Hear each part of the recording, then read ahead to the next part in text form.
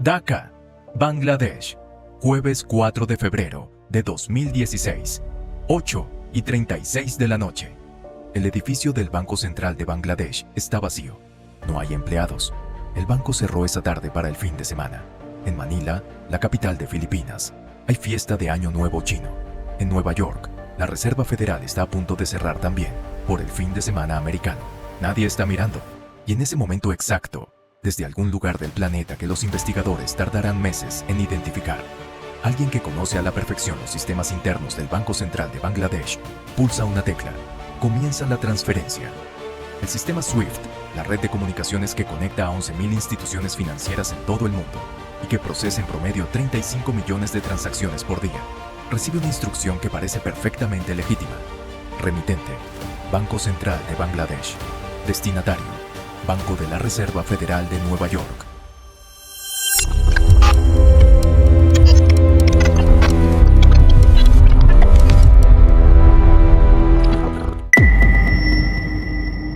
$951 millones. Prácticamente todo el saldo de la cuenta que Bangladesh mantiene en la Reserva Federal de Nueva York para sus transacciones internacionales. El sistema procesa la solicitud porque los credenciales son correctos, porque los códigos de autenticación son válidos, porque todo lo que el sistema puede verificar técnicamente está en orden. Lo que el sistema no puede verificar es que nadie autorizado en el Banco Central de Bangladesh envió esa instrucción. Esa noche de jueves, mientras Bangladesh dormía y Manila festejaba el Año Nuevo chino, y Nueva York se preparaba para el fin de semana, el mayor robo bancario de la historia moderna comenzó sin que ninguna alarma sonara en ningún lugar del mundo. Esta es la historia de cómo un grupo de hackers vinculados al gobierno de Corea del Norte robó $81 millones del Banco Central de Bangladesh en una operación que casi llegó a 1.000 millones y que fue detenida no por el FBI ni por ningún sistema de seguridad cibernética, sino por un error de ortografía. Para entender cómo es posible que alguien robe casi $1.000 millones de un banco central del mundo, sin tocar un solo billete, sin entrar a ningún edificio, sin apuntar ningún arma a ninguna persona, hay que entender qué es el sistema SWIFT. SWIFT significa Society for Worldwide Interbank Financial Telecommunication. Es la infraestructura de comunicaciones que hace posible que los bancos de todo el mundo se envíen instrucciones de pago entre sí. Cuando un banco en Bangladesh quiere transferir dinero a una cuenta en Nueva York, no le envía el dinero físicamente. Le envía un mensaje por la red SWIFT diciéndole al Banco de Nueva York que acredite esa cantidad en la cuenta indicada. La red SWIFT tiene más de 50 años de historia. Es el sistema que hace funcionar el comercio internacional. Es lo que permite que empresas en Colombia paguen a proveedores en Alemania, que gobiernos en Asia mantengan reservas en bancos americanos, que el sistema financiero global opere como un sistema integrado. Y durante décadas, la seguridad de SWIFT descansó sobre un supuesto fundamental, que solo las personas con los credenciales correctos podían enviar mensajes a través del sistema. Ese supuesto era, en la práctica, el punto más débil de toda la arquitectura, porque los credenciales se almacenaban en los sistemas informáticos de los bancos miembro, y los sistemas informáticos de los bancos miembro podían ser hackeados. La preparación para el robo al Banco Central de Bangladesh comenzó alrededor de octubre de 2014, 14 meses antes de la noche del jueves 4 de febrero de 2016.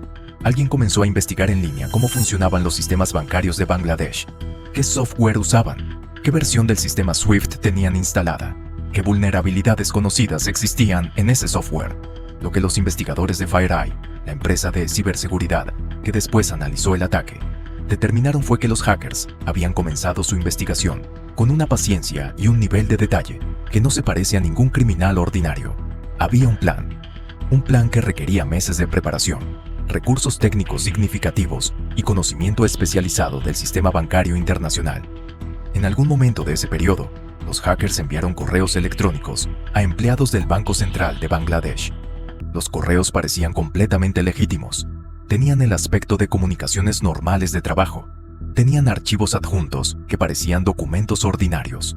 Cuando un empleado del banco abrió uno de esos archivos, el malware que contenía se instaló silenciosamente en el sistema del banco.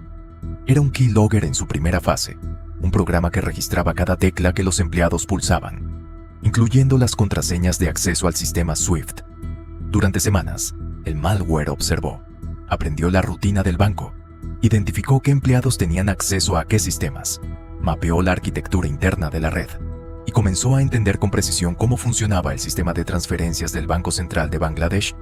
Los hackers también hicieron algo más. Sabían que el banco tenía un sistema de respaldo en papel que registraba todas las transacciones. Ese sistema podía haber expuesto el hackeo inmediatamente. Lo desactivaron también y atacaron la impresora. El lunes 1 de febrero de 2016, los empleados del Banco Central de Bangladesh llegaron a trabajar y encontraron que la impresora que registraba las transacciones del sistema SWIFT no funcionaba. Lo reportaron al departamento de tecnología. Les dijeron que había un problema técnico. Esas cosas pasaban. Nadie le dio mayor importancia. El jueves 4 de febrero, el banco cerró para el fin de semana. A las 8:36 de la noche, hora de Bangladesh, comenzaron las transferencias. El sistema SWIFT del Banco Central de Bangladesh envió 35 instrucciones de pago a la Reserva Federal de Nueva York. Las instrucciones ordenaban transferencias a cuentas en varios países, principalmente en Filipinas y Sri Lanka. El total solicitado era de $951 millones. La Reserva Federal de Nueva York procesó la mayoría de las instrucciones. 5 de las transferencias, con un total de $101 millones, fueron enviadas a las cuentas indicadas en Filipinas. Otras 29 transferencias, por un total de $850 millones, también recibieron aprobación inicial. Pero antes de que fueran ejecutadas completamente, algo hizo que la Reserva Federal se detuviera. Una de las instrucciones ordenaba transferir $20 millones a una entidad llamada Shalika Foundation en Sri Lanka. Un analista de la Reserva Federal revisó la instrucción. La dirección del beneficiario incluía la palabra fundación, en inglés, foundation, pero en la instrucción estaba escrita foundation, una sola letra equivocada, una D en lugar de una U.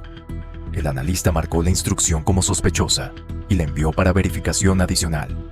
Deutsche Bank, que actuaba como banco intermediario en esa transacción, recibió la consulta y la pasó al Banco Central de Bangladesh para confirmación. Bangladesh no respondió. Era fin de semana, el banco estaba cerrado. Deutsche Bank suspendió la transferencia.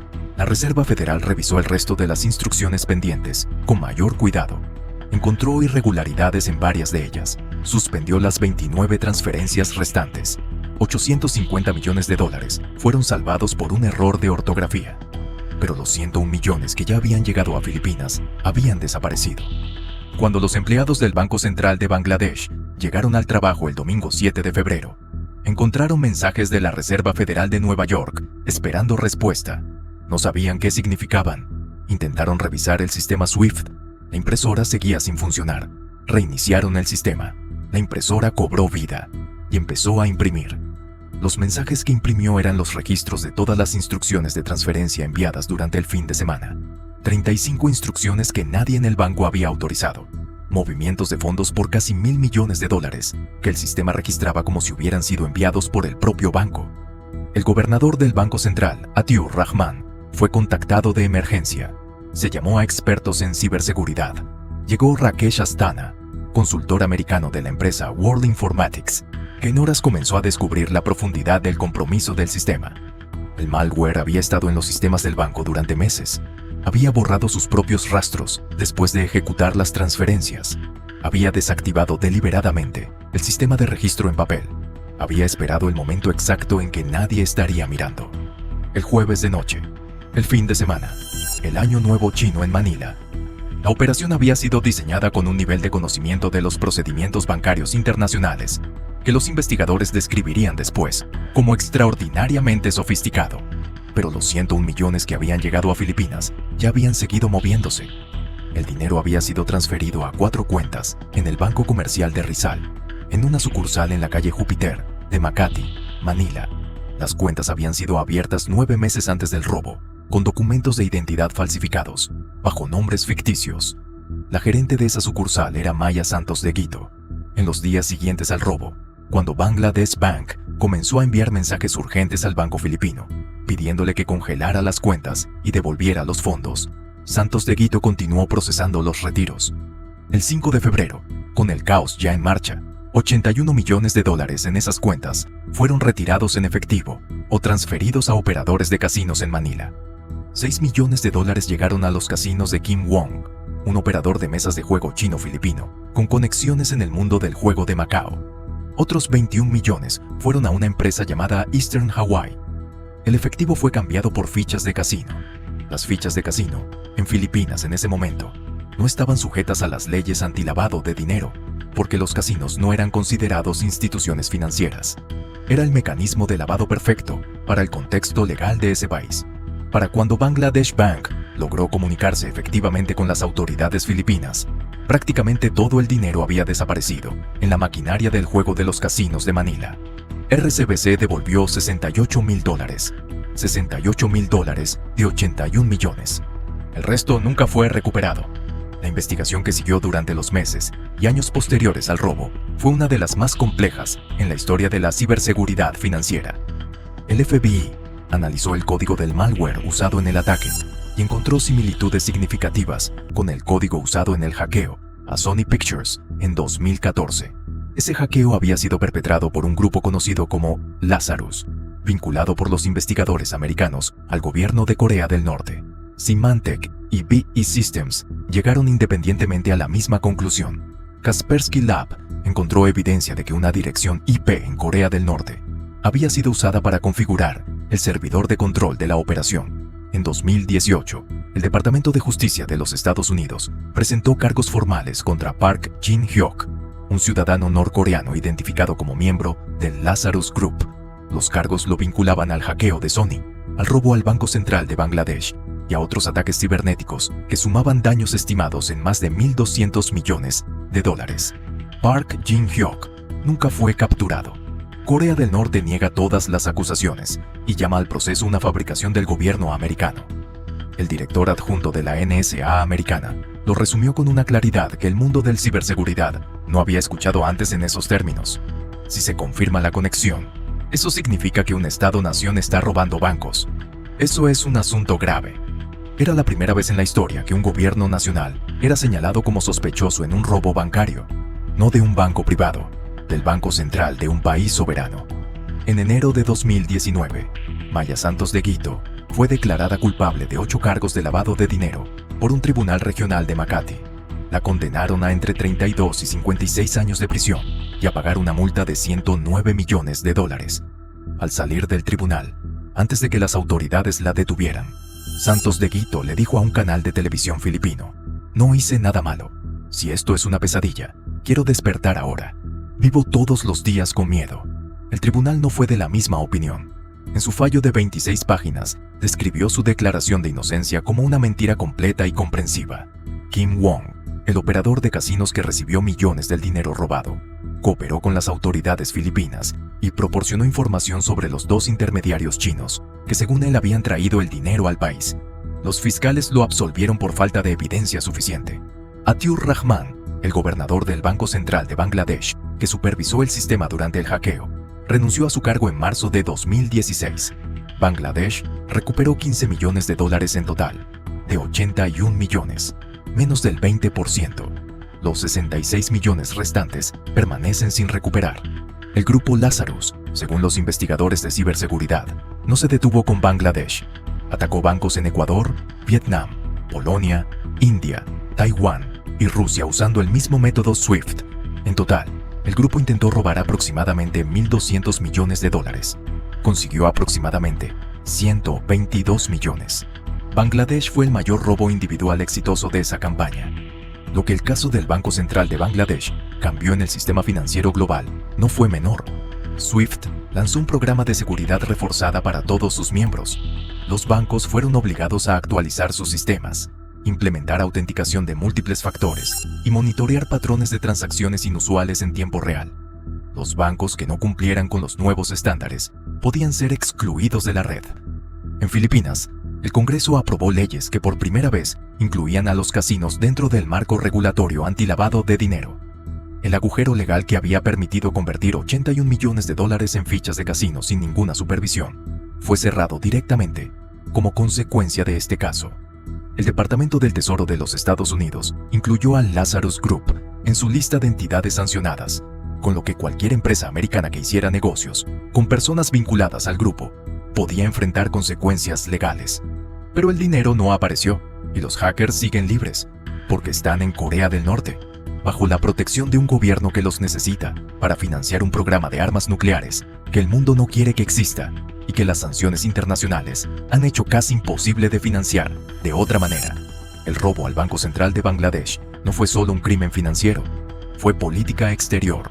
Un gobierno soberano usando hackeo bancario para financiar su programa armamentístico, robando el Banco Central de un país amigo, Bangladesh, para pagar las armas que permiten a su líder negociar en las mesas de los grandes poderes. El diputado de la NSA americana lo dijo en público: un Estado-nación robando bancos, un asunto grave.